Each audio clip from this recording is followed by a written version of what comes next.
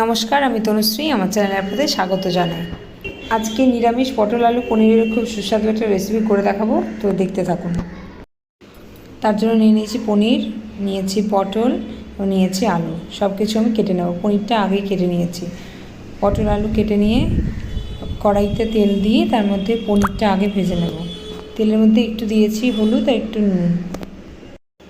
পনিরটা লাল লাল করে ভেজে তুলে রেখে পটলগুলো ভেজে নেব। পটলগুলো নুন হলুদ দিয়ে সুন্দর করে ভেজে নেব।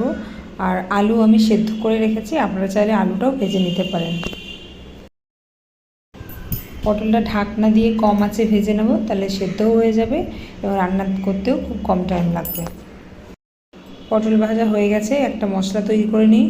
বাটি নিয়েছি, বাটির মধ্যে দিয়েছি আদা বাটা, দিয়েছি হলুদ গুঁড়ো, জিরে গুঁড়ো আর অল্প পরিমাণে ধনে গুঁড়ো। এবার একটু জল দিয়ে মিশিয়ে নেব।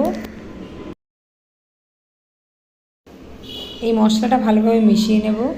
তারপর কড়াইতে সাদা তেল দিয়ে তার মধ্যে 5 ফোড়ন, তেজপাতা এবং কাঁচা লঙ্কা ফোড়ন দেব। ফোড়নটা একটু লাল লাল করে ভেজে নিয়ে মশলাটা দিয়ে দেব। মশলা দিয়ে দিয়েছি, তার সঙ্গে দিয়েছি সামান্য পরিমাণে জল। মশলাটা আস্তে আস্তে কষিয়ে নিতে হবে, আর যেন লেগে না যায়, পুড়ে না যায়। মশলা কষানো হয়ে গেলে আমি সেদ্ধ করে রাখা আলু দিয়ে দেব। আলু দিয়েও ভালোভাবে কষিয়ে নেব। আলু পটল সব দিয়ে ভালোভাবে মশলা কষিয়ে দেব। এরপর এর মধ্যে দিয়ে দেবো কসুরি মেথি, যেটা আমি প্রায় সব নিরামিষ রান্নাতে দিয়ে থাকি।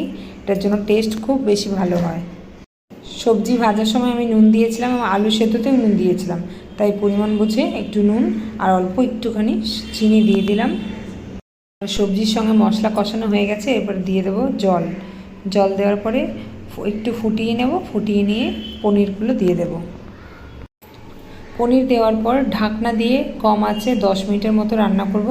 তাহলে সব সবজির ফ্লেভার, পনিরের ফ্লেভার সব মিলে মিশে যাবে। দিয়ে দিয়েছি কাঁচা লঙ্কা। পুরো ঢাকনা দিয়ে রাখবো। তেজপাতা তুলে ফেলে দিলাম। আমার রান্না কমপ্লিট হয়ে গেছে। আপনারা চাইলে এর মধ্যে ঘিও অ্যাড করতে পারেন, আমি দিইনি।